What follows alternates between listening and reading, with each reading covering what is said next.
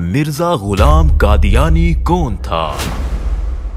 دہلا دینے والے حقائق جانیے احمد عیسیٰ کی زبانی۔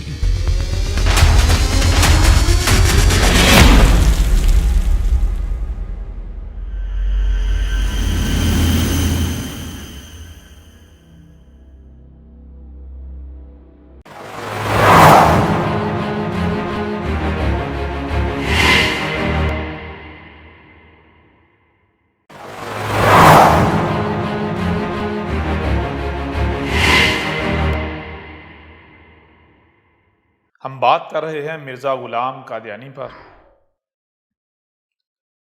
اور بات کر رہے ہیں ہم القرآن سے، جو کہ آپ کے دونوں ہاتھوں کے درمیان ہے۔ تو آپ ایسا کریں، القرآن کو کھول لیں اور سورہ البقرہ کی آیات ہیں، آیت کا نمبر ہے 129، پھر 130، پھر آگے آیات ہیں، ان کے اوپر بعد میں بات کرتے ہیں۔ پہلے آیت نمبر 129 اور 130 جو ہے وہ آپ کے اوپر واضح کرتے ہیں۔ اس کی روشنی میں دیکھتے ہیں کہ کیا قرآن مرزا غلام قادیانی کی تصدیق کرتا ہے یا پھر اسے جو کذاب ہیں ان میں سے لا کھڑا کرتا ہے۔ ہم قرآن سے بات اس لیے کر رہے ہیں، جیسا کہ گزشتہ ایک ساتھ میں ہم آپ کے اوپر یہ بات مختلف پہلوؤں سے ہر لحاظ سے کھول کر واضح کر چکے کہ اس قرآن میں کیا ہے۔ اس قرآن کے نزول سے لے کر الساعۃ کے قیام تک جو کچھ بھی ہونا ہے وہ سب کا سب اس قرآن میں رکھ دیا گیا، لیکن آیات کی صورت میں، جیسا کہ آپ کو بتایا تھا سورہ زمر ہے، اس میں کیا ہے، اللہ نزل احسن الحدیث کتابا متشابہا مثانی۔ اللہ نزل احسن الحدیث، اللہ نے کیا اتارا؟ جو اللہ نے اتارا تھا وہ کیا؟ احسن الحدیث۔ قرآن کے اس کے اتارے جانے سے لے کر الساعۃ کے قیام تک جو ایونٹس ہونے ہیں وہ ایونٹس اس قرآن میں درج ہیں۔ تو پھر آگے ایک اور مقام پر بتایا کہ ان میں سے کوئی ایک بھی آیت اس وقت تک بیان نہیں ہو سکتی جب تک کہ وہ ایونٹ، وہ واقعہ ہو نہیں جاتا۔ جیسے کوئی واقعہ، وہ ایونٹ ہوگا تو اس واقعے، اس ایونٹ پر مبنی جو آیات ہیں اس وقت کے لوگوں کے اوپر بیان ہو جائیں گی، جو لوگ اس وقت موجود ہوں گے، جن کی زندگی میں وہ ایونٹ، وہ واقعہ ہوگا۔ جیسے مثال کے طور پر آپ کو بتایا تھا کہ جب قرآن میں، اس قرآن کے نزول سے لے کر الساعۃ کے قیام تک جو کچھ بھی ہونا ہے وہ سب کا سب ہے، تو پھر اتنا بڑا ایونٹ جو سب سے بڑا ایونٹ ہے، سب سے بڑا حادثہ، سب سے بڑا واقعہ ہے، کون سا؟ رسول کی بعثت کا، عیسیٰ کے آنے کا، مسیح کے آنے کا، جو وعدہ کیا گیا، اس کا اس قرآن میں ذکر نہیں ہوگا۔ ایسا کیسے ہو سکتا ہے؟ نہ صرف اس کا ذکر ہونا چاہیے، بلکہ قرآن کے وعدے کے مطابق، رب العالمین کے وعدے کے مطابق جیسے ہی وہ ایونٹ، وہ ذکر ہو تو قرآن میں اس ایونٹ پر مبنی آیات کو بیان ہو جانا چاہیے، ان آیات کو اس کی تصدیق کر دینی چاہیے کہ بھائی یہ ہے، وہ یہ ہے جس کا آج سے صدیاں قبل قرآن کے نزول کے وقت اس آیت یا ان آیات کی صورت میں ذکر اتار دیا گیا تھا۔ اب اگر مرزا غلام قادیانی وہ ہوتا تو قرآن کو اس کی تصدیق کرنی چاہیے تھی۔ اگر قرآن اس کی تصدیق نہیں کرتا تو پھر آپ کو بتایا ہر شخص اس کا جوڑا ہے۔ اگر قرآن تصدیق نہیں کر رہا اور پھر بھی کوئی دعوے دار ہے رسول ہونے کا، مسیح ہونے کا، تو پھر قرآن اسے جو کذاب ہیں ان کی فہرست میں کھڑا کر رہا ہے۔ کیوں؟ اگر قرآن تصدیق نہیں کر رہا تو پھر پیچھے کی صورت بچتی ہے کہ وہ کذاب ہے، وہ جھوٹا ہے، مکار ہے، فراڈیا ہے، دعوے یعنی کہ رب کا نام استعمال کر رہا ہے۔ تو اب چیز یہ ہے، آتے ہیں اس قرآن کی طرف تو دیکھتے ہیں، قرآن سے پوچھتے ہیں کہ مرزا غلام قادیانی کیا واقعتاً رب کا بھیجا ہوا تھا؟ قرآن اس کی تصدیق کرتا ہے یا پھر قرآن اس کی تصدیق نہیں کرتا، قرآن اس کو کذاب ثابت کرتا ہے، کذاب قرار دیتا ہے، رب کا دشمن اور بہت بڑا مجرم قرار دیتا ہے۔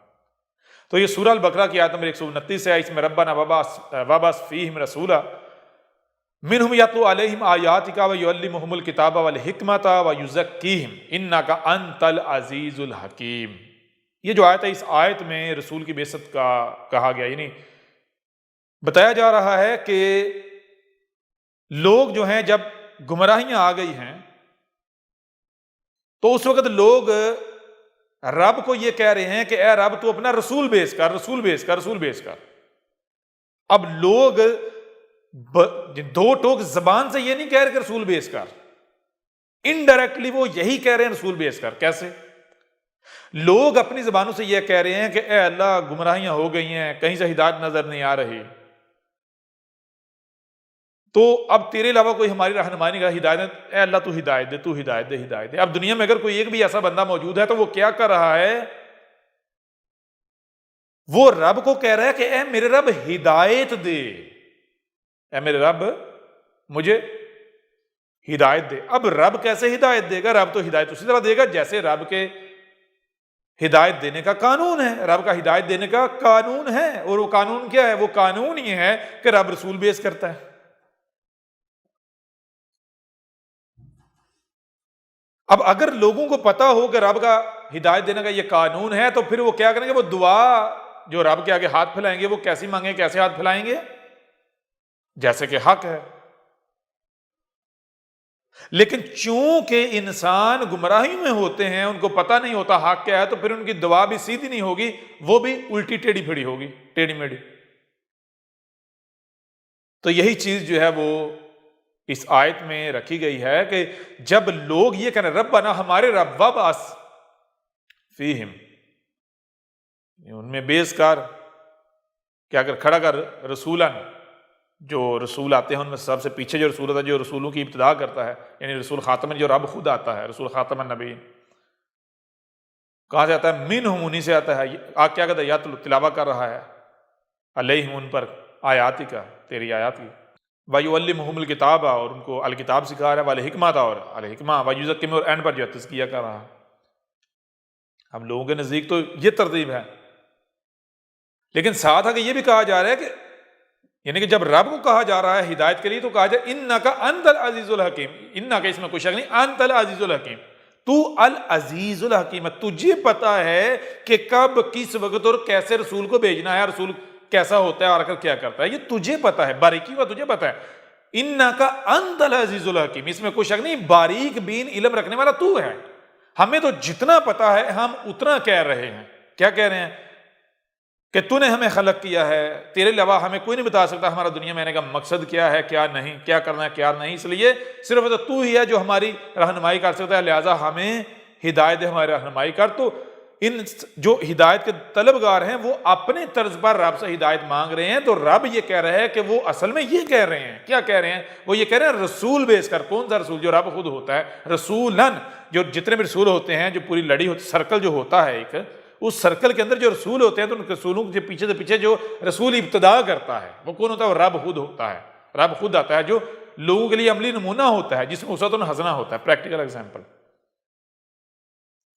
یعنی اس آیت میں آپ کے اوپر یہ واضح ہو گیا کہ اس آیت میں قرآن کے نزول کے بعد جب دوبارہ گمراہیاں آنی تھی، ضلال مبین آنی تھیں، اس وقت بھیجے جانے والے رسول کا ذکر کیا جا رہا ہے۔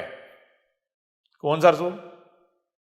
جس کا سورہ الجمعہ میں وعدہ کیا گیا، سورہ الجمعہ کی آیت نمبر 2 اور آیت نمبر 3، هو الذی بعث فی الأمین رسولا منہم یتلو علیہم آیاتہ ویزکیہم ویعلمہم الکتاب والحکمہ وإن کانوا من قبل لفی ضلال مبین۔ اور آگے کیا کہا اگلی آیت میں، آیت نمبر 3 میں، وآخرین منہم لما یلحق بہم، کہا کہ جیسے قرآن کے نزول کے وقت، یعنی آج سے پیچھے 14 صدیہ پیچھے جو ہے رسول بیس کیا تھا، این اسی طرح جو آخرین ہیں قرآن کے نزول کے بعد جب دوبارہ گمراہیاں آئیں گی، ضلال مبین آئیں گی، رسول کے بھیجے جانے کا وقت آئے گا تو این اسی طرح رسول بیس کیا جائے گا، رسول بھیجا جائے گا۔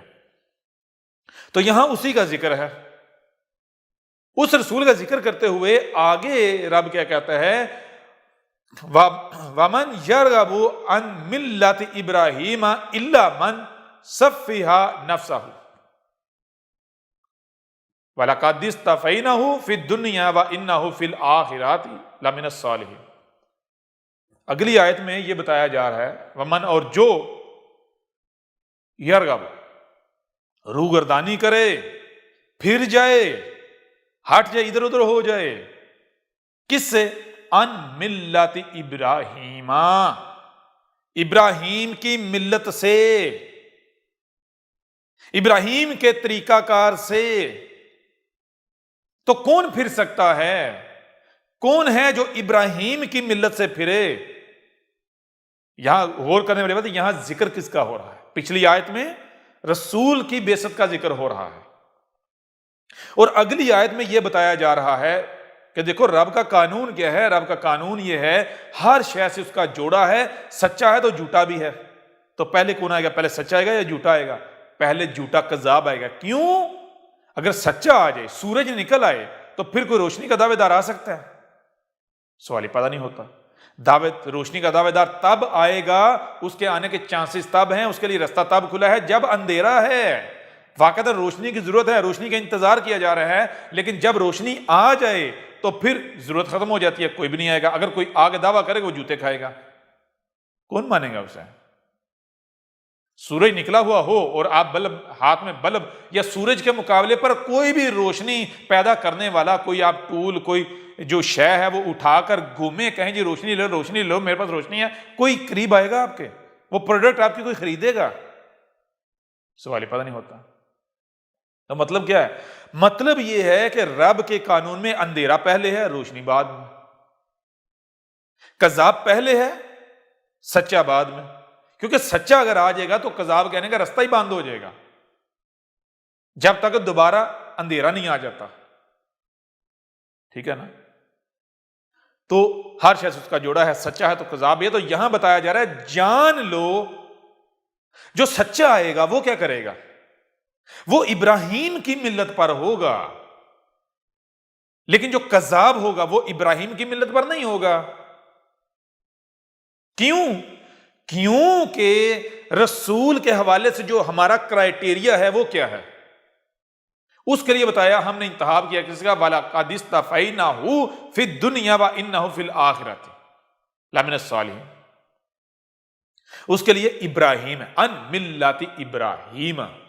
ابراہیم جو ہے اس کو ابراہیم کے بعد رسولوں کے لیے بطور نمونہ رکھا ہے.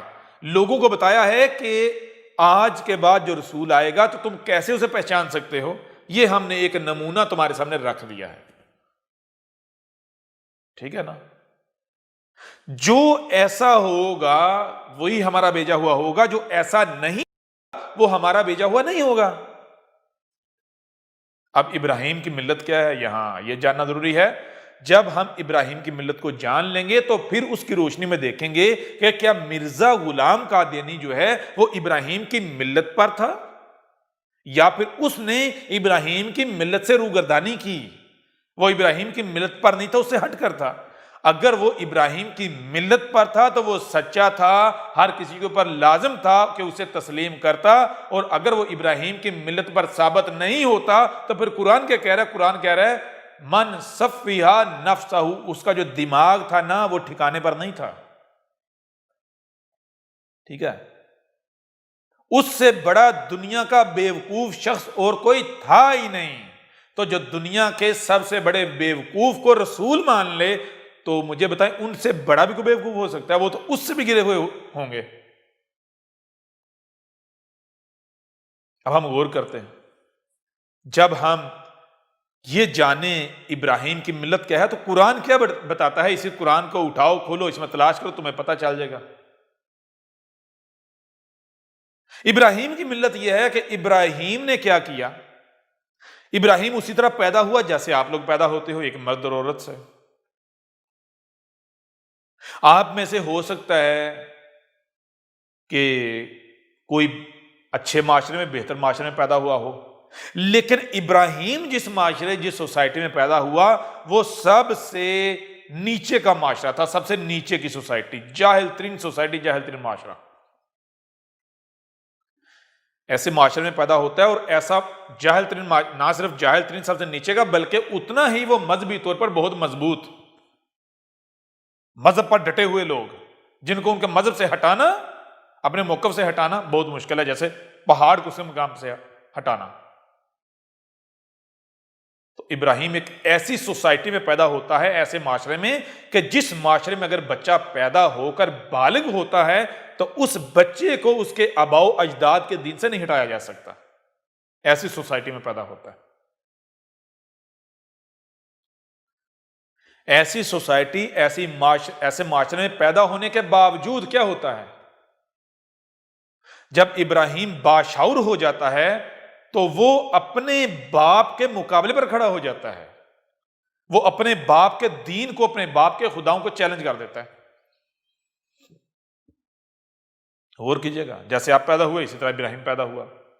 جیسے آپ کی تربیت ہوتی ہے پلتے بڑھتے ہیں، ایسے ابراہیم کی تربیت ہوئی پلے بڑھے. جیسے آپ اسی کو صحیح اور غلط کہتے ہیں جس کو آپ کے بڑے کہتے ہیں، این اسی طرح ابراہیم بھی اسی کو صحیح اور غلط کہتا رہا جس کو اس کے بڑے صحیح اور غلط کہتے رہے. لیکن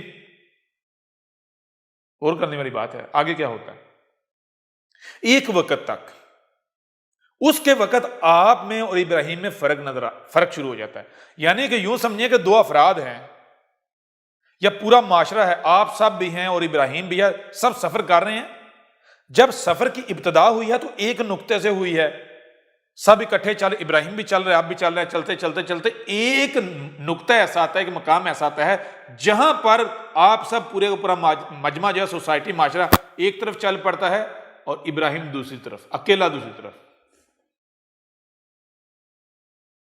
ابراہیم پیدا ہوتا ہے 100% والدین کا محتاج، جیسے آپ ہوتے ہیں.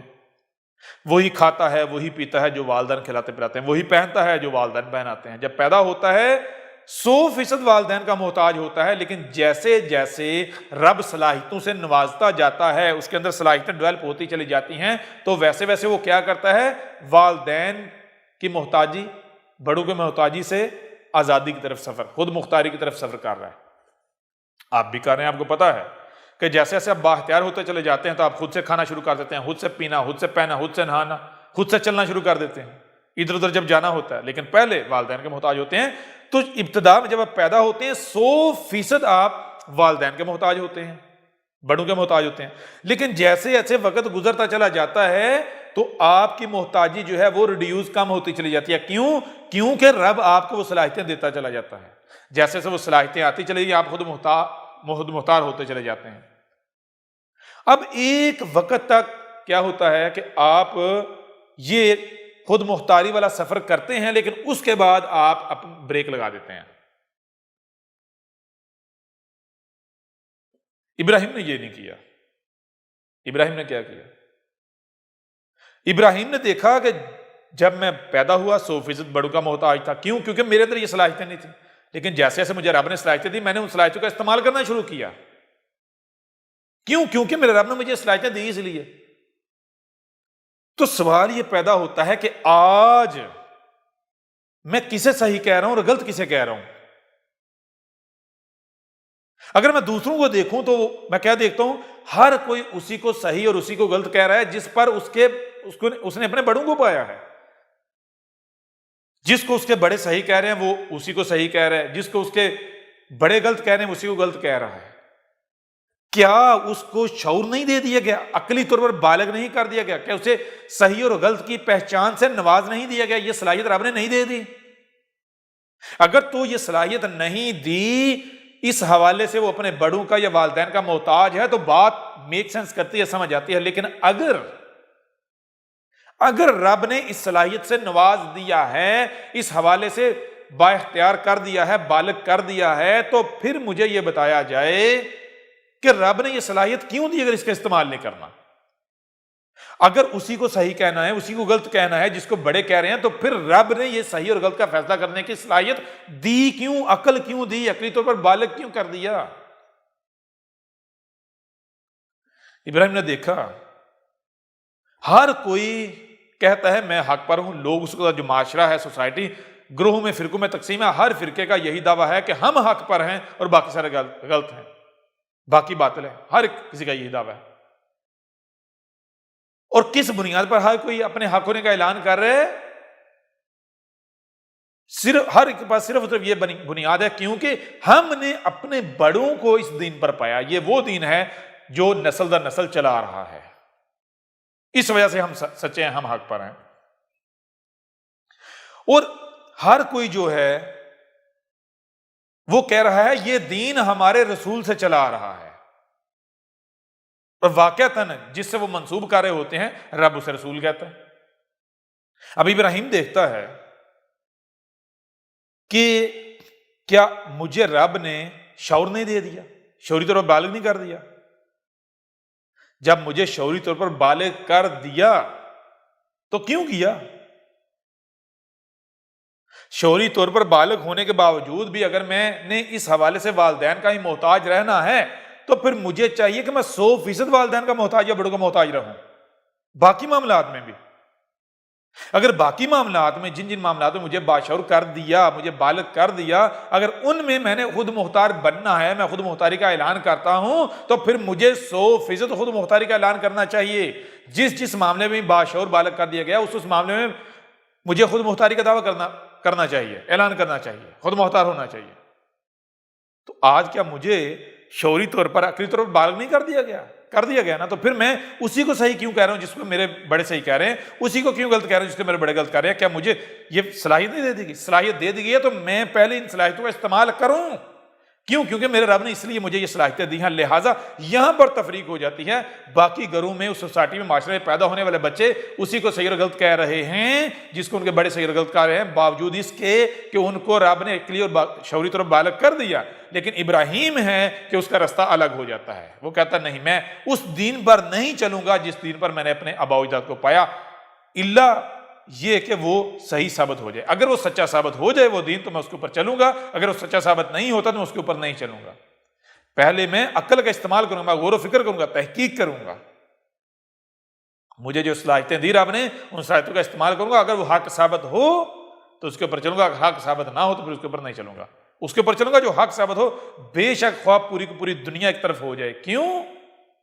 کیونکہ دوسری طرف میرا رب ہوگا۔ تو کیا رب کمزور ہے؟ اگر میں رب کے ساتھ کھڑا ہو جاؤں گا، میں رب کو پکڑوں گا، تو کیا رب مجھے نقصان پہنچنے دے گا؟ رب کیا کمزور ہے؟ یہ لوگ طاقتور ہیں، معاشرہ طاقتور ہے؟ نہیں۔ تو آپ جانتے ہیں ابراہیم نے کیا کیا؟ کیا کیا ابراہیم نے؟ کیا ابراہیم نے وہ کیا جو آپ کر رہے ہیں یا اس وقت کا معاشرہ کر رہا تھا، باقی سب کر رہے تھے؟ نہیں۔ ابراہیم نے جب غور و فکر کیا، تحقیق کی، تو پتا چلا کہ سب کے سب گمراہ ہیں، سب کے سب۔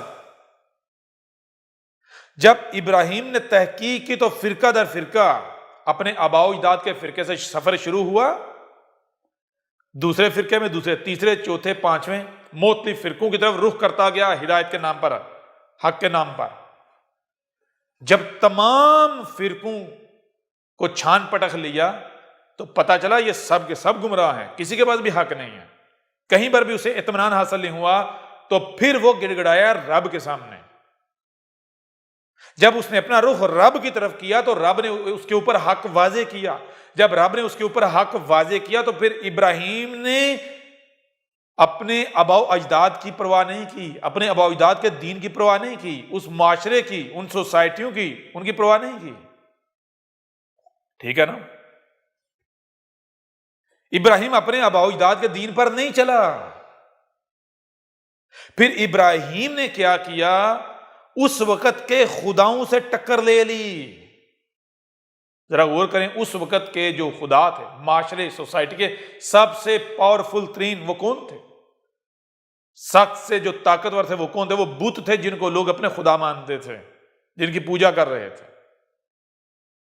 اب ایک طرف حق تھا، رب تھا، اور دوسری طرف پورے کا پورا معاشرہ، سوسائٹی۔ ظاہر میں دیکھا جائے تو ابراہیم کا کوئی بھی حمایتی نہیں تھا، ابراہیم کا ساتھ دینے والا کوئی بھی نہیں تھا۔ تو ابراہیم نے کیا کیا؟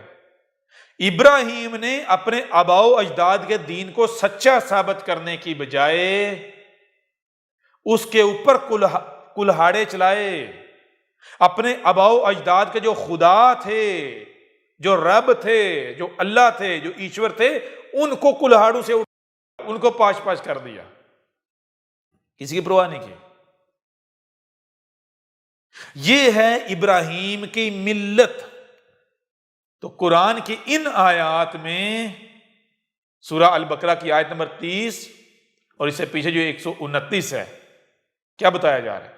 آیت نمبر 129 میں تو بتایا جا رہا ہے رسول کی بعثت کا، رسول بیعث کیا جائے گا۔ کب بیعث کیا جائے گا؟ جب وقت آئے گا جو رب نے قانون میں کر دیا۔ اور وہ وقت کون سا ہوتا ہے؟ جب ضلال مبین ہوتی ہیں، جب کوئی بھی حق پر، ہدایت پر نہیں ہوتا۔ تو بتایا اس دوران جو رسول آئے گا اس کی پہچان کیا ہوگی؟ اس کی پہچان یہ ہوگی کہ وہ ابراہیم کی ملت پر ہوگا۔ وہ آ کر آباؤ اجداد کے دین پر، آباؤ اجداد کے خداؤں پر کلہاڑے چلائے گا، نہ کہ وہ اپنے آباؤ اجداد کے دین پر چلنے والا ہوگا، اپنے آباؤ اجداد کے دین کو سچا ثابت کرنے والا ہوگا۔ ٹھیک ہے؟ وہ کس کی ملت پر ہوگا؟ ابراہیم کی ملت پر۔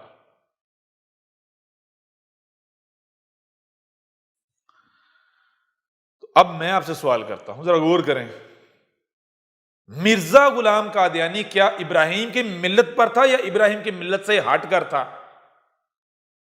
اس نے وہی کردار ادا کیا جو ابراہیم نے کیا، یا پھر مرزا غلام قادیانی نے ابراہیم کی ملت سے روگردانی کی؟ ایک طرف ابراہیم کی ملت ہے، آباؤ اجداد کے خداؤں کے اوپر، دین کے اوپر کلہاڑے چلانا، دوسری طرف مرزا غلام قادیانی ہے جو وہ کہتا ہے کہ میں کوئی نیا دین لے کر نہیں آیا، میں آباؤ اجداد کے دین کو لے کر آیا ہوں، میں اسی اسلام کی تجدید کے لیے آیا ہوں، محمد کے دین کی تجدید کے لیے آیا ہوں۔ قرآن کیا کہہ رہا ہے؟ قرآن کی یہ آیت کہہ رہی ہے وَلَقَدِ اسْتَفَيْنَهُ فِي الدُّنْيَا، ابراہیم جو ہے اس کو دنیا میں ہم نے چن لیا، بتایا جو رسول آئے گا وہ آ کر کیا بنے گا؟ وہ ابراہیم کو سامنے رکھ کر آ کر کہے گا کہ اے لوگو، میں ابراہیم کے دین کو تازہ کرنے آیا ہوں۔ ٹھیک ہے؟ کیونکہ ہم نے ابراہیم جو ہے اس کا انتخاب کیا ہے دنیا اور آخرہ میں۔ آپ پورا قرآن اٹھا کر دیکھیں تو قرآن کیا کہتا ہے؟ رسول میں اسوۃ حسنۃ ہے۔ اسوۃ حسنہ کس میں؟ رسول میں۔ اور نام کس شخصیت کا لیتا ہے؟ وہ ایک شخصیت کا، ابراہیم۔ ابراہیم کے علاوہ پورے قرآن میں کسی دوسرے شخص کا نام نہیں ہے۔ قرآن کہتا ہے ابراہیم میں تمہارے لیے اسوۃ حسنہ ہے، تم نے ابراہیم کے جیسا بننا ہے۔ موسیٰ بھی آ کر ابراہیم کے جیسا بنا تھا، عیسیٰ ابن مریم بھی آ کر ابراہیم کے جیسا بنا تھا۔ عیسیٰ ابن مریم نے آ کر یہ نہیں کہا تھا کہ میں موسیٰ کا دین، یا میں موسیٰ کا دین جو چلا رہا تھا موسیٰ کے نام پر، اس کی وہ تجدید کے لیے نہیں۔ عیسیٰ ابن مریم نے آ کر یہ نہیں کہا تھا کہ میں موسیٰ کا سپاہی ہوں، میں موسیٰ کا غلام ہوں، میں غلام موسیٰ ہوں، نہیں۔ اس نے آ کر کہا تھا کہ میں ابراہیم کی ملت پر ہوں، اپنے ابا ابراہیم کے دین پر ہوں، میرا ابا ابراہیم ہے، موسیٰ نہیں۔ موسیٰ تو بذات خود ابا ابراہیم کی ملت کو واضح کرنے آیا تھا، اور یہی محمد نے آ کر کہا تھا۔ محمد نے آ کر یہ نہیں کہا تھا کہ جو مجھ سے پیچھے رسول ہے عیسیٰ ابن مریم، میں اس کا غلام ہوں، میں غلام عیسیٰ ابن مریم ہوں، یہ نہیں کہا تھا۔ ٹھیک ہے؟ قرآن اٹھا کر دیکھو، پورے قرآن میں صرف ایک شخصیت کا نام سامنے رکھا جس میں تمہارے لیے اسوۃ حسنہ ہے، وہ کون ہے؟ ابراہیم۔ ٹھیک ہے؟ تو بتایا تھا جان لو تم میں جو سچا آئے گا اس کی پہچان یہ ہوگی کہ ایک طرف ابراہیم کو رکھو، دوسری طرف اس کو رکھو تو تم فرق نہیں کر پاؤ گے، تمہیں نظر آئے گا کہ یہ وہی ابراہیم ہے جو آج آ گیا ہے۔ ٹھیک ہے؟ ابراہیم ہے جو آج آ گیا ہے، تمہیں کوئی فرق نظر نہیں آئے گا۔ جو دنیا کی کسی حکومت کی کسی طاقت کی پرواہ نہیں کرے گا، جو معاشرے سوسائٹی کی پرواہ نہیں کرے گا، جو آباؤ اجداد کے دین کا دفاع نہیں کرے گا بلکہ آباؤ اجداد کے دین کے اوپر کلہاڑے چلائے گا۔ ٹھیک ہے؟ وہ یہ پرواہ نہیں کرے گا کہ دنیا اس کی دشمن ہو جائے گی، وہ یہ نہیں دیکھا گا کہ اس کے سامنے نمرود ہے، زمین پر دنیا کا طاقتور ترین شخص، اس کی حکومت، وہ ٹکرا جائے گا۔ وہ یہ نہیں کہے گا کہ یہ دنیا میں طاقتور ہے، میں اس کا مقابلہ نہیں کر سکتا، اگر لڑوں گا تو نقصان اٹھاؤں گا، مارے جاؤں گا، یہ ہلاک ہو جائے گا، نہیں۔ ٹھیک ہے؟ وہ کسی سے کوئی خوف نہیں کھائے گا، یہ بتایا تھا۔ اب سوال یہ پیدا ہوتا ہے، اب ایسا کرو، ایک طرف تو رسول کے آنے کا وعدہ، اس کو رکھو، دوسری طرف اس آنے والے کی جو پہچان ہے جو معیار قائم کیا ہے رب نے کہ یہ معیار ہے، جو بھی آ کر دعویٰ کرے اس معیار پر پرکھنا، کیا معیار اسے ثابت کرتا ہے، وہ معیار پر پورا اترتا ہے؟ جو پورا اترے گا وہ سچا ہوگا، جو پورا نہیں اترے وہ سچا نہیں بلکہ کذاب ہوگا۔ اور بتایا وَمَنْ يَرْغَبُ عَنْ مِلَّةِ إِبْرَاهِيمَ إِلَّا مَنْ سَفِّهَ نَفْسَهُ، یہ بھی بتا دیا جان لو سچے سے پہلے ایسے آئیں گے ابراہیم کی ملت پر جس نے آنا ہے، جو وقت کا ابراہیم آنا ہے اس کے آنے سے پہلے ایسے بھی آئیں گے، مسیح ہونے کے دعوے دار ایسے بھی آئیں گے، رسول ہونے کے دعوے دار ایسے بھی آئیں گے جو ابراہیم کی ملت پر نہیں اس کے برعکس آئیں گے۔ اور وہ کون ہوں گے؟ وہ ایک دوسرے مقام پر بتا دیا سورہ توبہ میں، غور کیجئے گا۔ سورہ توبہ میں کیا کہا گیا؟ سورہ توبہ میں کہا گیا، سورہ توبہ کی آیت نمبر 33 اور آیت نمبر 34۔ آیت نمبر 33 میں کیا ہے؟ هو الذی ارسل رسولہ بالہدی ودین الحق لیظہرہ علی الدین کلہ ولو کرہ المشرکون۔ پیچھے ہم ویڈیوز اپلوڈ کر چکے ہیں، ان میں ان آیات کے اوپر ڈیٹیل کے ساتھ بات کر دی گئی، لیکن یہ آپ کو پتا ہے اس آیت میں کیا بات کی جائے؟ اس آیت میں رسول کی بات کی جائے گی، رب کی طرف سے جو آنے والا رسول ہے اس کی بات ہو رہی ہے۔ یہ بات کرتے ہوئے آگے اگلی آیت کیا ہے؟ یا ایھا الذین آمنو، اے وہ لوگوں جو میری مانتے ہو، جو میری مان رہے ہو، کس کی؟ رب کی۔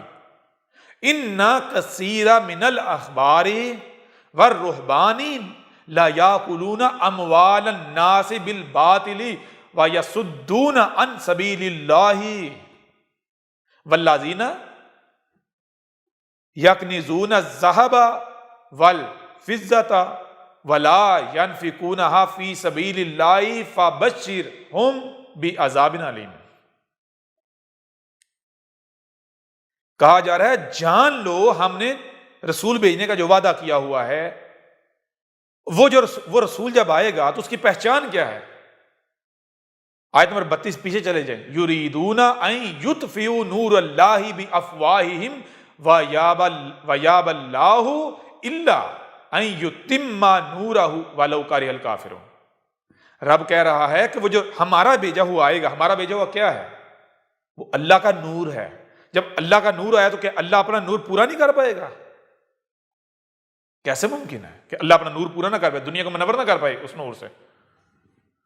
تو بتایا جب آئے گا تو اس کے ساتھ دشمنی کی جائے گی۔ دشمنی کیسے؟ گالیاں، بکواسات، تہمت، ملامت، جو بتایا گا سچی کی پہچان کیا۔ جب سچا آتا ہے تو کتاب اللہ کو پیچھے کر کے جو ملاٹے ہوتے ہیں اپنا ظاہر کرنا شروع کر دیتے ہیں، کیا محض منہ کی ہوا خارج کرتے ہیں۔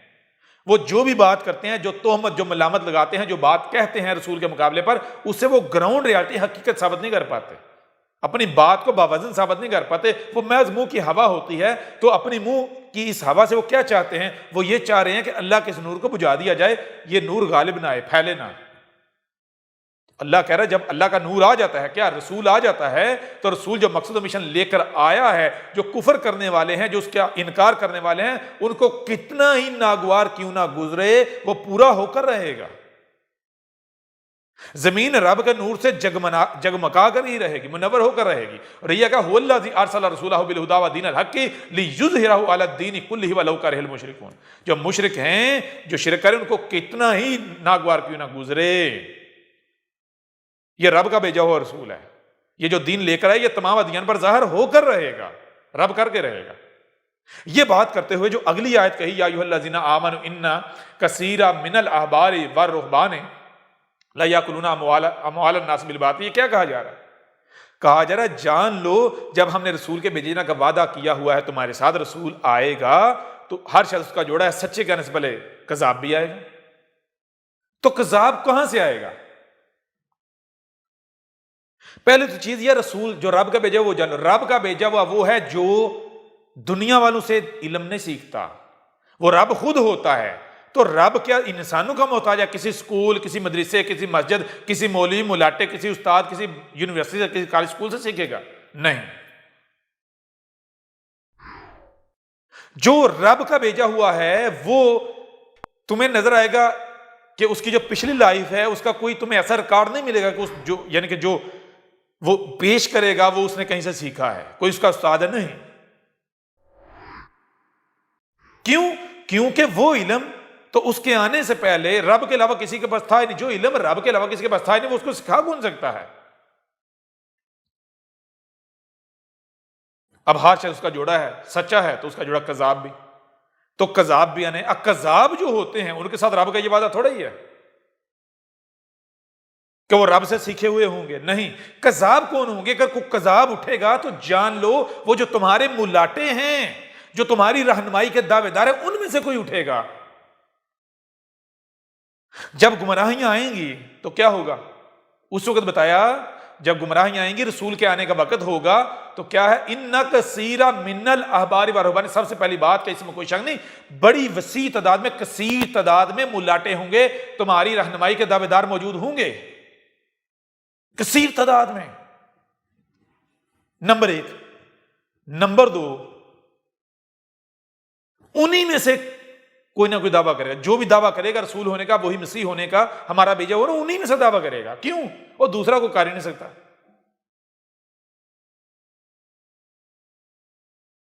کیونکہ یہی لوگ اس فیلڈ میں ہیں۔ کیوں کرے گا؟ اس کی وجہ بتا دی۔ وجہ یہ ہے من الاحبار والرہبان لا یاکلون اموال الناس، وہ اگر انسانوں کی رہنمائی کی دعوے داری کر رہے ہیں، اس ذمہ داری کو اٹھائے ہوئے ان گدیوں پر بیٹھے ہوئے ہیں، تو اس کی وجہ کیا ہے؟ وجہ یہ ہے کہ وہ لوگوں کے اموال کھانا چاہتے ہیں۔ یہ ان کے لیے دکان ہے۔ اور جو دنیا میں جو بھی چلاک ہوتا ہے، مکار ہوتا ہے اور حد حرام ہوتا ہے، وہ کیا کرتا ہے؟ اب بھوکا رہے، کھانا تو ہے کہیں سے، تو وہ اس فیلڈ میں آ جاتا ہے۔ لوگوں کو، انسان جو ہے، جو چلاک ہوتے ہیں، مکار ہوتے ہیں، وہ کیا کرتے ہیں؟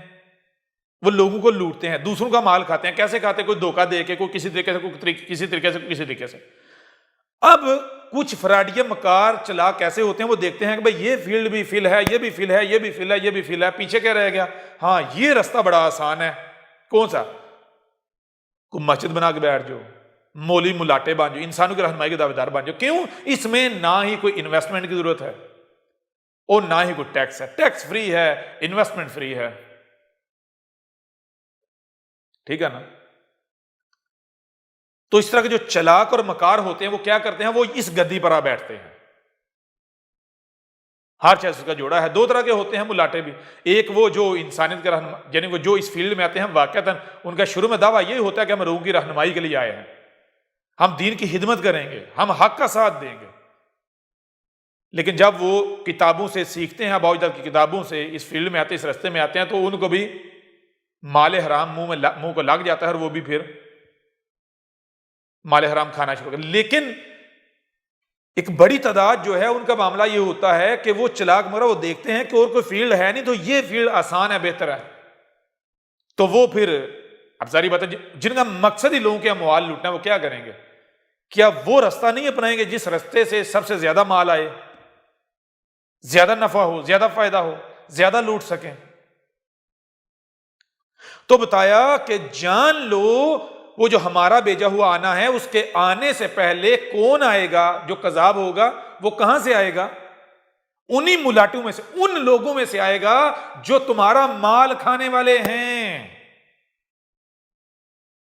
کیوں؟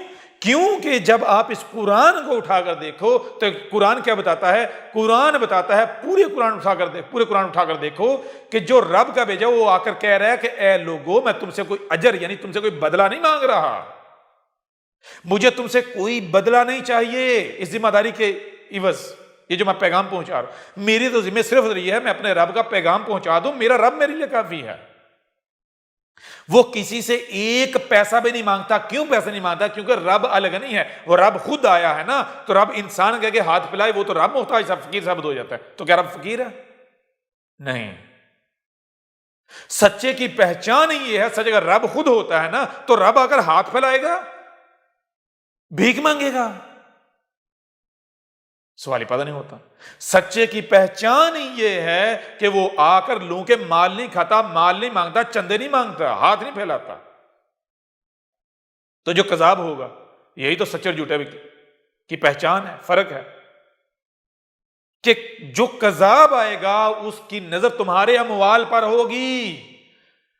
اس کا دعویٰ تو یہ ہوگا کہ اے لوگ میں وہی ہوں جس کا وعدہ کیا گیا تھا، وہی مسیح. لیکن اس کا یہ دعویٰ کرنے کا مقصد کیا ہوگا؟ اس کا مقصد یہ ہوگا کہ تمہارے اموال لوٹے، تم سے دین کے نام پر مال لوٹے. لیکن جان لو وہ جو تمہارے مال لے گا تو اس کے بدلے تمہیں کیا ملے گا؟ لا یاکلون اموال الناس بالباطل، باطل کے بدلے تمہیں، یعنی کہ جو تم سے مال کھائے گا، مال لوٹے گا، بدلے میں تمہیں دے گا کیا؟ دے گا بھی باطل. وَيَصَدُّونَ عَن سَبِيلِ اللَّهِ.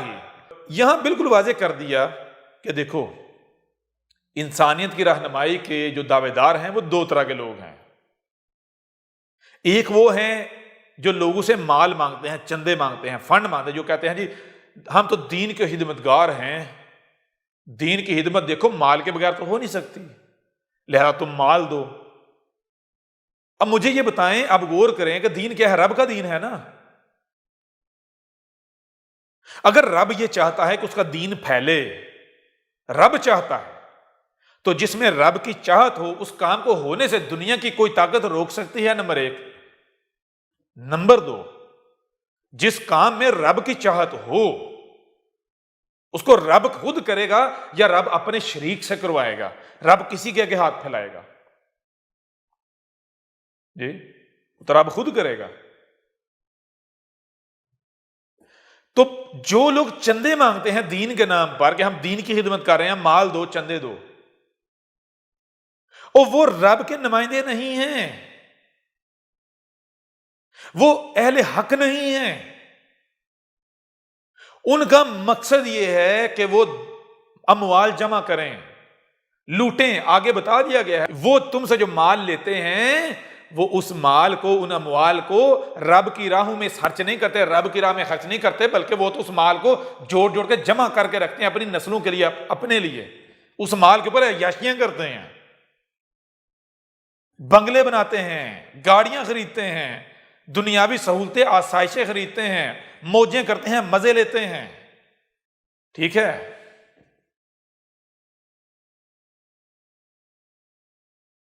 اب میں آپ سے سوال کرتا ہوں، مجھے آپ خود بتائیں. ایک قسم کے یہ لوگ ہیں. دوسرے جو واقعتاً رب کے نمائندے ہوتے ہیں، جو اہل حق ہوتے ہیں، ان کا معاملہ کیا ہوتا ہے؟ ان کا معاملہ یہ ہوتا ہے کہ وہ آپ کے سامنے ہاتھ نہیں پھیلاتے، وہ چندے نہیں مانگتے. ٹھیک ہے نا؟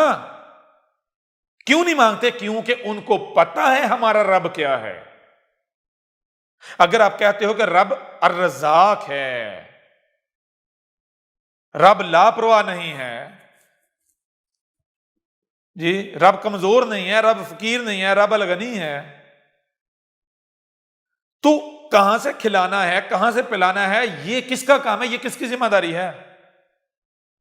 اگر آپ بادشاہ کی نوکری کرتے ہو، بادشاہ آپ کو ایک کام دیتا ہے، ایک ذمہ داری دیتا ہے، تو آپ کے کھانے پینے کی، رہنے کی فکر آپ کو ہونی چاہیے یا بادشاہ کو؟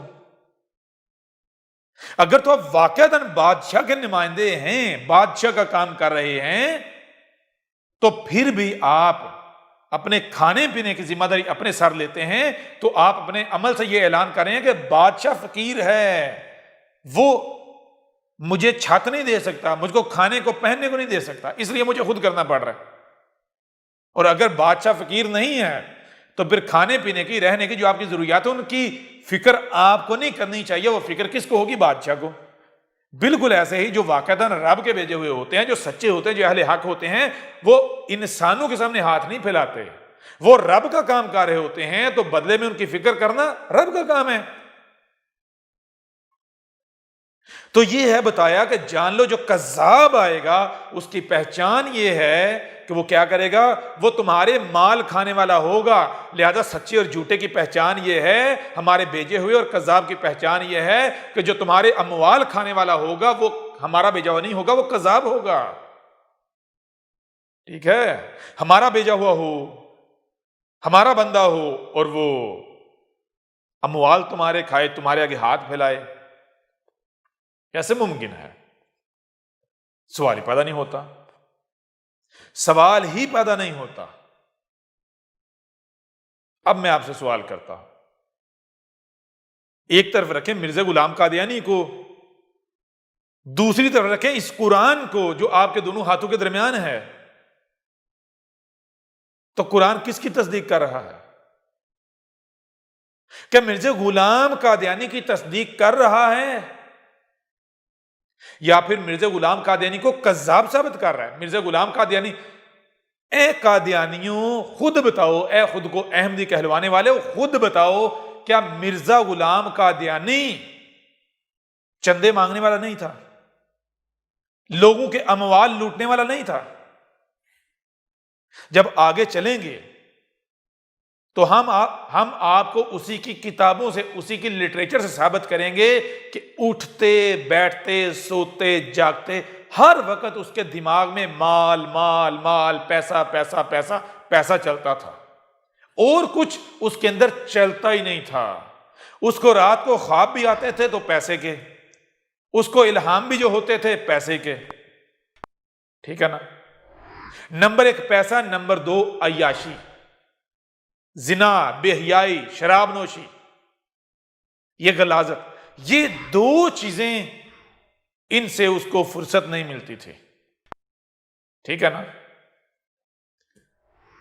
تو جب یہ چیز ثابت شدہ ہے کہ مرزا غلام قادیانی تو چندے مانگنے والا تھا، لوگوں کے آگے ہاتھ پھیلانے والا تھا، تو وہ سچا کیسے ہو سکتا ہے؟ وہ رب کا بھیجا ہوا کیسے ہو سکتا ہے؟ وہ وہی مسیح کیسے ہو سکتا ہے جس کا تم سے 14 صدیوں تک وعدہ کیا جاتا رہا؟ بڑی عجیب بات ہے، مسیح موعود، جس مسیح کے بھیجے جانے کا 14 صدیوں تک رب وعدہ کرتا رہا، جب بھیجا تو بھیجا کیسا؟ اس سے بہتر تھا بھیجا ہی نہ جاتا۔ اگر وہ مسیح تھا تو اس سے بہتر تھا بھیجا ہی نہ جاتا۔ یہ تو وہی ہوا جو ایک مثال ہے، بکری جو ہے پہلے دودھ نہیں دے رہی، اگر دودھ دیا تو مینگنے ڈال کے، گائے ہے پہلے تو دودھ دے ہی نہیں رہی، اگر دودھ دیا ہے تو گوبر ڈال کے، وہ گوبر ڈال کے دینا تھا، اس سے بہتر دیتی نا۔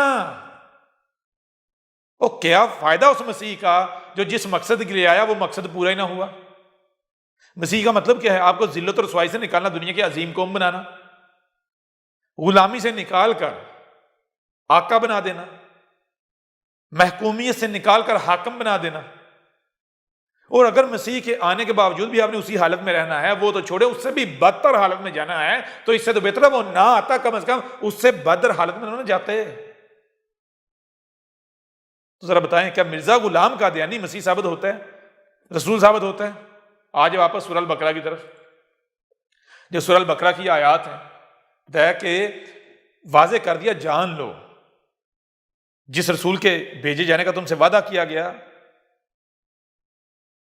تو اس کے بھیجے جانے سے پہلے کذاب بھی آئیں گے، جھوٹے مکار فراڈیے بھی آئیں گے، کذاب۔ ان کی پہچان کیا ہوگی؟ ان کی پہچان یہ کہ وہ ملت ابراہیم پر نہیں ہوں گے، وہ خود کو غلام محمد، غلام احمد کہلوانے والے ہوں گے، ٹھیک ہے نا؟ وہ ابراہیم کی ملت کو واضح کرنے کے لیے نہیں آئے گا، اس کو تو خود نہیں پتا ہوگا کہ ابراہیم کی ملت کیا ہے، اس کا تو دماغی توازن ٹھیک نہیں ہوگا۔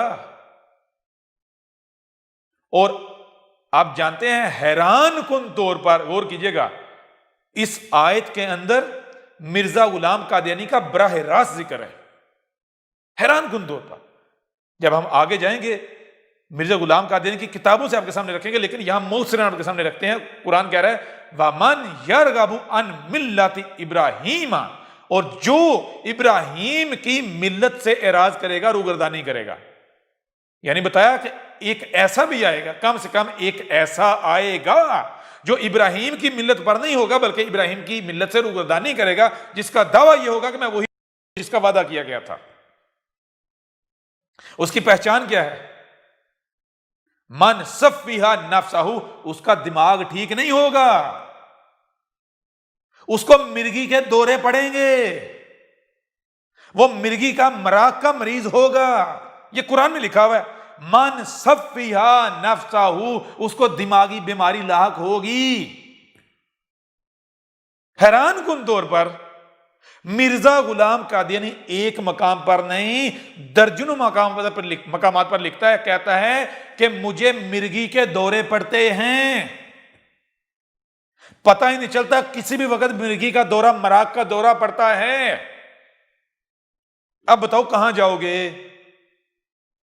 بتاؤ ذرا۔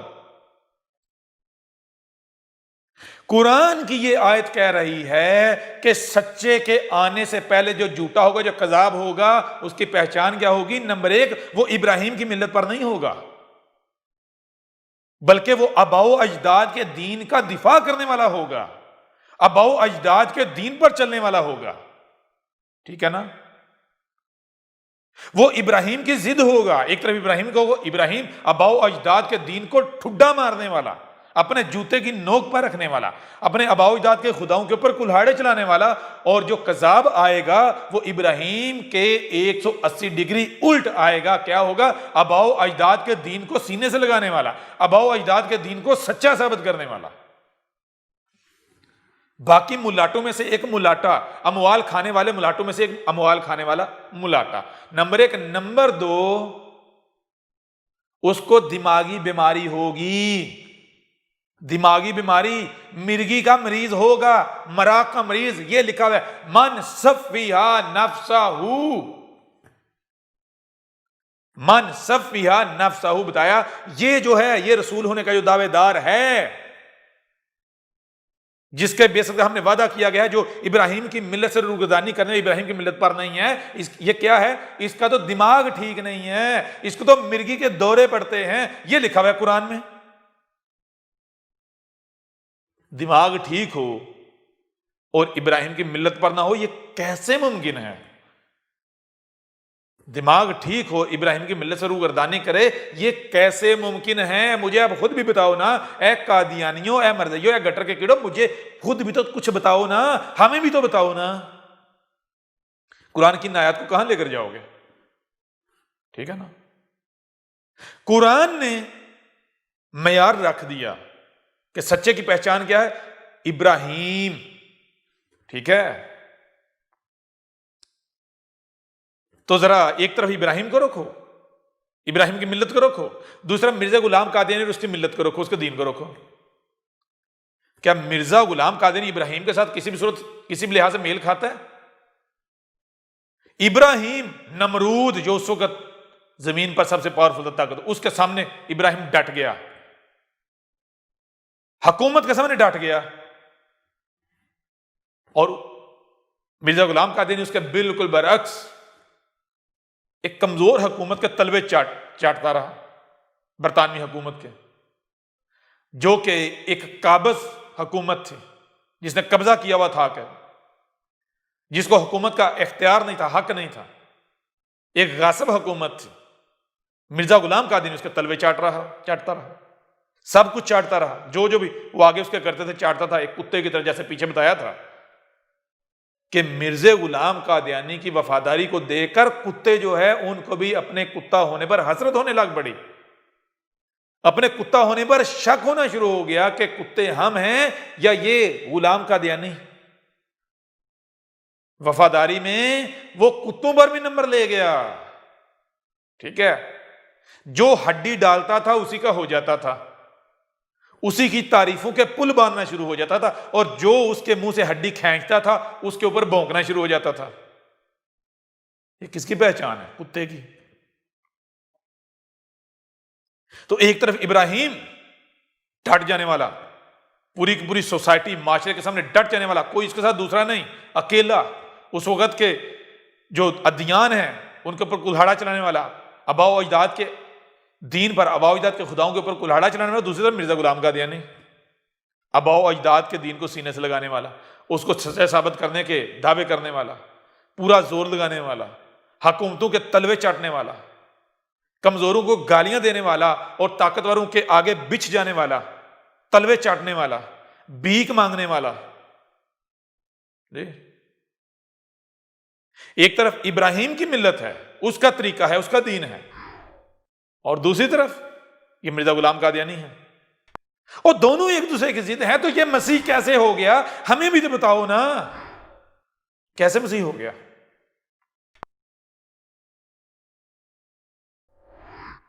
پھر ذرا غور کرو،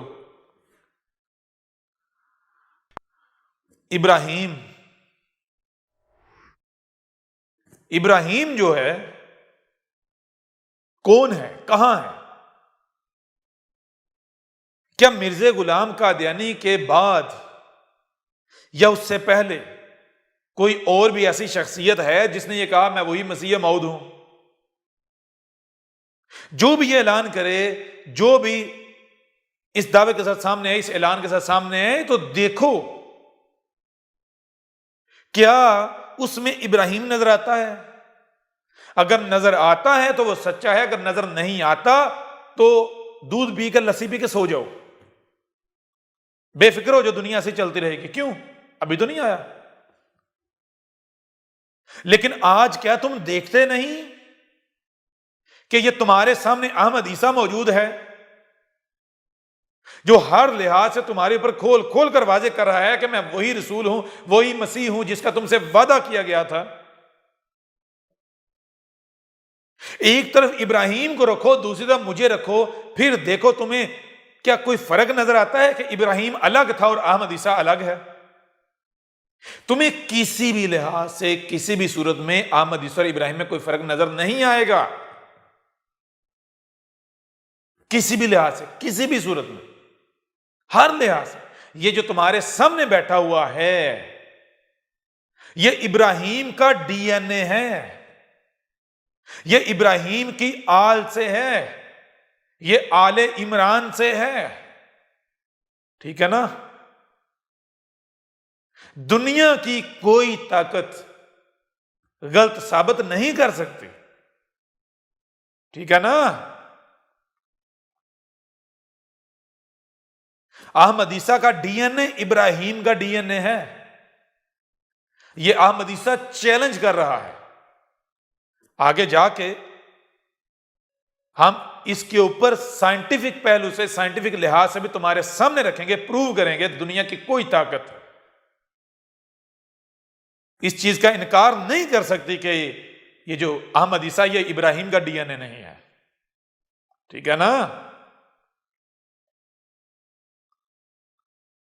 تو یہ آج تمہارے سامنے بیٹھا ہوا ہے۔ جب تم کسی بھی پہلو سے غور کر لو، کسی بھی پہلو سے دیکھ لو، جب ہر پہلو سے، ہر لحاظ سے یہ واضح ہو جاتا ہے کہ یہ جو آج تمہارے سامنے بیٹھا ہوا ہے یہ تمہارے رب کا بھیجا ہوا ہے، یہ وہی مسیح ہے، وہی رسول ہے جس کا تم سے وعدہ کیا گیا تھا، تو پھر حق کی طرف آنے سے کون سی چیز مانے ہیں؟ کون سی شے جو تمہیں روک رہی ہے؟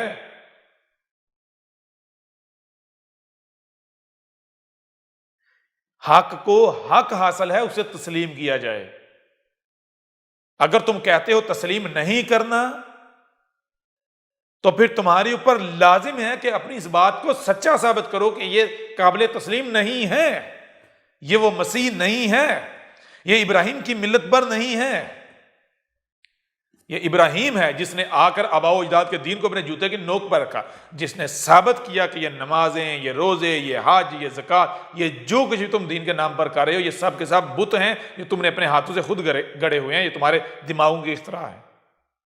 یہ تو چھوڑو، ختم نبوت نامی بت، اور سب سے بڑا بت جو اللہ کے نام میں تم نے گڑا ہوا ہے، اللہ کے نام پر، تمہارے اللہ کے اوپر بھی احمد عیسیٰ نے کلہاڑے چلا دیے، تمام کے تمام بتوں کو اسی طرح پاش پاش کر دیا جیسے ابراہیم نے کیا تھا۔ جیسے ابراہیم نے باقی تمام بتوں کے اوپر کلہاڑے چلا کے کلہاڑا سب سے بڑے بت کے کندھے پر رکھ دیا تھا، بالکل عین اسی طرح آج ابراہیم نے تمہاری نمازیں، روزے، حج، زکوٰۃ، مسیح، مادی، ہر چیز کے اوپر کلہاڑے چلا کر تمہارا جو سب سے بڑا بت ہے اللہ میاں، اس کے کندھے پر کلہاڑا رکھ دیا، ٹھیک ہے؟ کہ اگر یہ تمہارے بتوں کے اوپر احمد عیسیٰ نے وار کیا تو ذمہ دار کون ہے، مجرم کون ہے؟ تمہارا اللہ۔ کیوں؟ اگر وہ اتنا طاقتور تھا، اپنا وجود رکھتا تو بچا لیتا، ٹھیک ہے نا؟ کیوں نہیں بچا پایا؟ اس کا کوئی وجود ہی نہیں، ثابت کر دیا وہ بھی بت ہے، جیسے ابراہیم نے ثابت کیا یہ جو تمہارا سب سے بڑا ہے نا، یہ تمہارا جو اللہ ہے سب سے بڑا اللہ، یہ بت ہے، اس کی حقیقت کوئی نہیں ہے جو تم نے گڑا ہوا ہے۔ فرق صرف یہ ہے کہ اس وقت کے لوگوں نے، اس وقت معاشرے نے ایک مادی بت، ایک بڑا اللہ مادی گڑا ہوا تھا۔ آج جو تم ہو، تم نے نفسیاتی طور پر ایک سب سے بڑا بت گڑا ہوا ہے اللہ میاں، جیسے اس وقت ابراہیم نے چھوٹے بتوں کے اوپر کلہاڑے چلا کر اس کی ذمہ داری بڑے کے اوپر ڈال دی تھی۔ کیوں کہ بڑے کی ذمہ داری تھی چھوٹوں کو بچاتا، ٹھیک ہے نا، اپنے ماتحتوں کو بچاتا۔ اپنے محبوب کو بچاتا، ٹھیک ہے نا، بچا پایا تھا۔ وہی کام کیا آج احمد عیسیٰ نے نہیں کیا؟ تمہارے دین کو، اسلام کو، جو کہ ٹرک کی بتی ہے، اس کو جڑوں سے کاٹ کے رکھ دیا۔ تمہاری نمازیں، تمہارے روزے، تمہارے حج، تمہاری زکاتیں، جو کچھ بھی تم دین کے نام پر کر رہے ہو، ان سب کے سب کو نہ صرف بت ثابت کیا بلکہ ان کے پرخچے اڑا دیے، اور حق ہر لحاظ سے، ہر پہلو سے کھول کھول کر واضح کر دیا کہ دنیا کی کوئی طاقت احمد عیسیٰ کی کسی ایک بھی بات کا رد نہیں کر سکتی۔ لہذا اب جان دو، ایک طرف قرآن ہے، رب العالمین ہے، حق ہے، احمد عیسیٰ ہے، اور دوسری طرف مرزا غلام قادیان ہے، اس کا تعمیر کردہ دنیا کا غلیظ ترین احمدیت کے نام پر گٹر ہے، قادیانیت مرزیت، امت مرزیہ، امت قادیانیہ، گٹر اور اس گٹر کے کیڑے۔ اب فیصلہ تمہارے پاس ہے، تمہارے اختیار میں ہے کہ تم کدھر جاتے ہو، کیا کرتے ہو۔ جان لو، کل کو تم کوئی بہانہ نہیں بنا سکتے کہ ہمارے پہ حق واضح نہیں کیا گیا تھا۔ جان لو یہ تمہارا رب تم سے کلام کر رہا ہے۔ ہم نے تمہیں سننے کے لیے کان، دیکھنے کے لیے آنکھیں، جو سنائی اور دکھائی دیتا ہے اسے سمجھنے کی صلاحیت دی، نہ صرف یہ صلاحیت دی بلکہ آج جو حق ہے وہ ہم تمہارے اوپر کھول کھول کر واضح کر رہے ہیں۔ تمہارے آباء و اجداد جو بڑے، جو پیچھے، جو اس کلٹ میں مر گئے، سو ان کو چھوڑو، وہ ان کا اور ہمارا معاملہ ہے، ان کا اور ان کے رب کا معاملہ ہے۔ تم دیکھو کہ کیا ہم نے تمہیں سننے، دیکھنے، سمجھنے کی صلاحیتیں دی یا نہیں دی۔ نہ صرف یہ صلاحیتیں دی بلکہ آج ہم تمہیں سنا اور دکھا رہے ہیں یا نہیں۔ ہم نے تمہیں یہ صلاحیتیں بھی دی اور سنا اور دکھا بھی رہے ہیں۔ اب سننا، دیکھنا اور سمجھنا، یا نہ سننا، نہ دیکھنا، نہ سمجھنا، یہ تمہارے اختیار میں ہے۔ جو ہمارا ذمہ تھا، جو ہمارے اختیار میں تھا، وہ ہم نے کر دیا۔ اس کے باوجود بھی اگر تم گمراہ کی گمراہ ہی رہتے ہو تو جان لو تم میں سے کوئی ایک بھی کسی بھی قسم کا کوئی بھی بہانہ نہیں بنا سکتا۔ جہاں تک بات رہی ان لوگوں کی جو اس گٹر میں اس سے پیچھے مر گئے، دنیا سے چلے گئے، تو ایسا نہیں ہے کہ ان کے سامنے حق نہیں آیا۔ ہم ہر شخص کے سامنے حق لے کر آتے ہیں، لیکن اس کے لیول کے مطابق، ٹھیک ہے نا، اس کے لیول کے مطابق۔ آگے یہ اس کے پاس اختیار ہوتا ہے کہ وہ حق چاہتا ہے یا نہیں، وہ گٹر میں ہی رہنا چاہتا ہے یا باہر نکلنا چاہتا ہے۔ لہذا ان کی فکر چھوڑو، اپنے گریبان میں جھانکو۔ کیا تم کسی بھی قسم کا کوئی بہانہ بنا سکو گے؟ سوال ہی پتہ نہیں ہوتا۔ اب اگر حق اس قدر کھول کھول کر واضح کر دیے جانے کے باوجود بھی تم نہیں سنتے، نہیں دیکھتے، نہیں سمجھتے، یا پھر سننے دیکھنے کے باوجود، سمجھنے کے باوجود حق سے اعراض کرتے ہو، دشمنی کرتے ہو، کفر و کذب کرتے ہو، تو جان لو یہ مذاق نہیں ہو رہا، یہ حق ہے۔ کچلے جاؤ گے، مارے جاؤ گے، نشانے عبرت بنو گے، یہ ہمارا تم سے وعدہ ہے۔ اگر ایسا نہ ہوا تو جان لینا یہ تمہارے ساتھ تمہارا رب کلام نہیں کر رہا بلکہ کذاب ہوگا۔ اور ایسا کیسے ہو سکتا ہے؟ کذاب ہو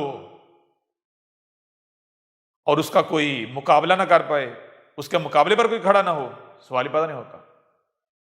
ہمارا یہ قانون ہے، یہ تمہارے رب کا یہ قانون ہے کہ جو کذاب ہوتا ہے اس کے سامنے اسی کے جیسے ملاٹوں کو کھڑا کر دیا جاتا ہے، اس کے اوپر مسلط کر دیا جاتا ہے، اس کو ذل و رسوا کر دیا جاتا ہے۔ جس کا سامنا کوئی نہ کر سکے، جس کے مقابلے پر کوئی نہ آ سکے، جسے کوئی عاجز نہ کر سکے، وہ کون ہے؟ وہ صرف اور صرف رب العالمین ہے، تمہارا رب ہے۔ تو احمد عیسیٰ کو کوئی بھی عاجز کر سکتا ہے؟ کوئی عاجز کر پایا؟ اگر تم میں سے کسی کا دعویٰ ہے، اعلان ہے کہ وہ احمد عیسیٰ کو عاجز کر سکتا ہے، غلط ثابت کر سکتا ہے، تو آ جائے میدان میں۔ اگر عاجز کر دے تو احمد عیسیٰ کا صاحب، اگر نہیں کر پاتا جو کہ ممکن ہی نہیں ہے، تو پھر گدھے کے بچوں تم کفر و کذب کرو گے تو کس کا کفر و کذب کرو گے؟ دشمنی کرو گے تو اے گٹر کے کیڑوں کس کے ساتھ دشمنی کرو گے؟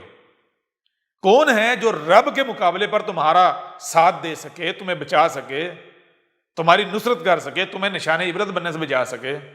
کون ہے؟ تمہیں ذلت اور رسوائی سے بچا سکے؟ کوئی ہے؟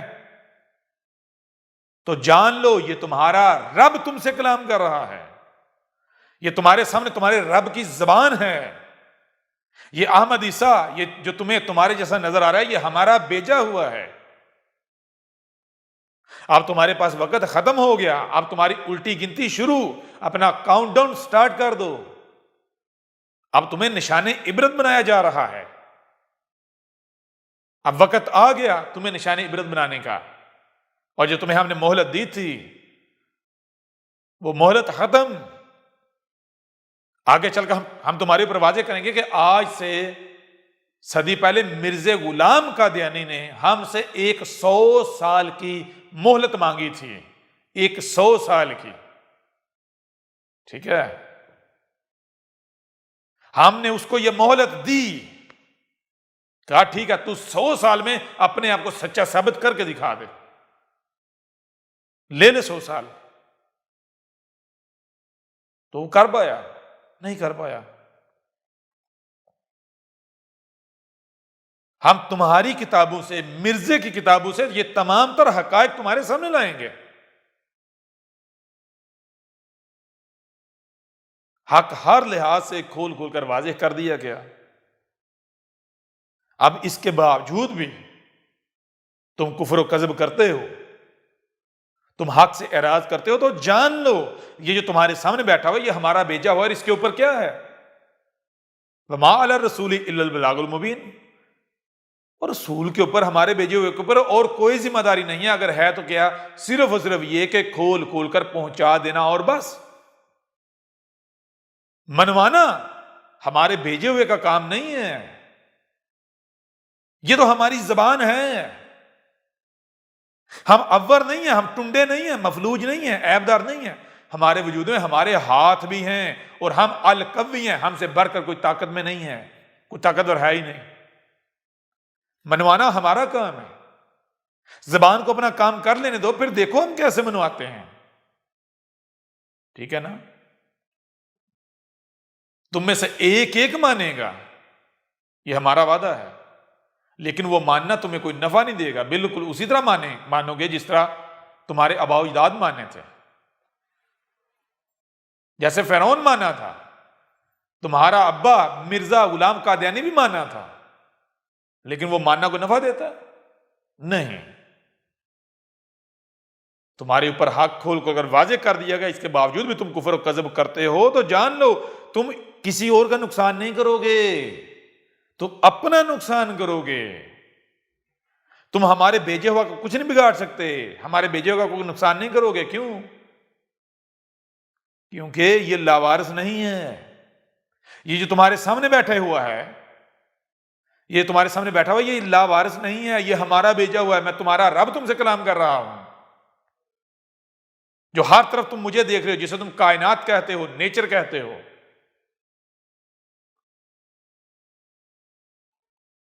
اگر کفر و کذب کرتے ہو تو اس کا نقصان تمہارے اپنے اوپر ہے۔ لہذا جان لو ہر لحاظ سے تمہارے اوپر حجت ہو چکی، حجت کی جا چکی، اس کے باوجود تم کفر و کذب کرتے ہو، تو جان لو کفر و کذب کس کا ہے؟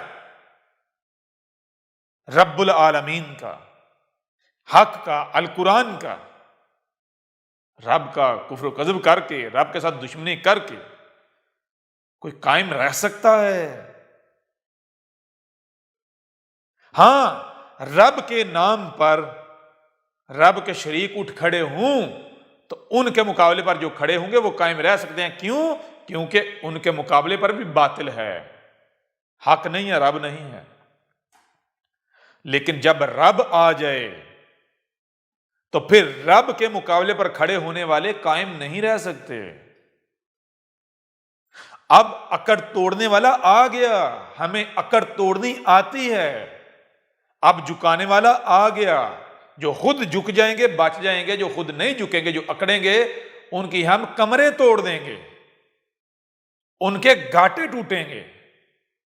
گردن تو جھکانا پڑے گی، خود جھکاؤ گے تو بچ جاؤ گے، غور و فکر کر کے سمجھ کر دل سے جھکاؤ گے تو بچ جاؤ گے، ورنہ اکڑاؤ گے تو پھر گردن کا منکا ہی ٹوٹے گا۔ یہ ہمارا تمہارے ساتھ وعدہ ہے، خود جھک جاؤ گے تو ریڑھ کی ہڈی بچ جائے گی، تکلیف نہیں ہوگی، لیکن اگر اکڑے رہو گے تو ریڑھ کی ہڈی جائے گی تڑک کر کے، ٹھیک ہے؟ یہ ہمارا تم سے وعدہ ہے۔ لہذا اگر تم کہتے ہو کہ نہیں یہ کذاب ہے، یہ جھوٹا ہے، ایسا کچھ نہیں ہونے والا، دنیا ایسے ہی چلتی رہے گی، تو پھر ٹھیک ہے، تم تو انتظار کر ہی رہے ہو، ہم بھی انتظار کرتے ہیں، دیکھتے ہیں کیا آتا ہے۔ اے امت مرضیہ، اے دین قادیان، اے گٹر کے کیڑوں، اور اے خود کو مسلمان کہلوانے والوں، خواہ وہ اصلی ہو یا نقلی، اصلی مسلمان ہونے کے دعوے دار ہو یا نقلی مسلمان ہونے کے دعوے دار، جو بھی ہو، دیکھتے ہیں کیا آتا ہے۔ اس سے پیچھے جن کو تم نقلی مسلمان کہتے ہو، سرکاری مسلمان کہتے ہو، ان کو جو کہا تھا وہی آ رہا ہے۔ جب ان کو جو کہا تھا وہی آ رہا ہے تو تمہیں جو کہہ رہے ہیں کہ اس کے برعکس آئے گا، سوال ہی پیدا نہیں ہوتا۔ لہٰذا انتظار کرو، دیکھتے ہیں کیا آتا ہے۔ یہ تاریخیں لکھ لو، آج کی تاریخ اپنے گھروں میں دیواروں کے اوپر چسپاں کر لو، ٹھیک ہے نا؟ دیکھو آج کے بعد تمہارے ساتھ کیا ہوتا ہے۔ جس کے پاس بھی یہ پیغام پہنچ گیا اس کے بعد دیکھو تمہارے ساتھ ہوتا ہے کیا، تمہاری زندگیوں میں کیا تبدیلیاں آتی ہیں، بہتری کی طرف جاتی ہیں یا تنزلی کی طرف جاتی ہیں، ذلت کی طرف جاتی ہیں، ٹھیک ہے نا؟ بھول جاؤ اب تمہاری زندگیاں بہتری کی طرف جائیں، سوال ہی پیدا نہیں ہوتا، ذلت کی طرف سفر تمہارا شروع۔ احمد عیسیٰ کون ہے؟ کیا آپ احمد عیسیٰ کو جانتے ہیں؟ احمد عیسیٰ وہ ہے جس نے ان باتوں پر سے پردہ اٹھایا ہے جس پر آج ہر کوئی اختلاف کر رہا ہے۔ حق اور باطل کی پہچان اب انتہائی آسان۔ آج ہی الکتاب کو ڈاؤن لوڈ کریں۔ مزید ویڈیوز کے لیے احمد عیسیٰ کے یوٹیوب چینل کو وزٹ کریں اور چینل کو سبسکرائب کرنا مت بھولیے گا۔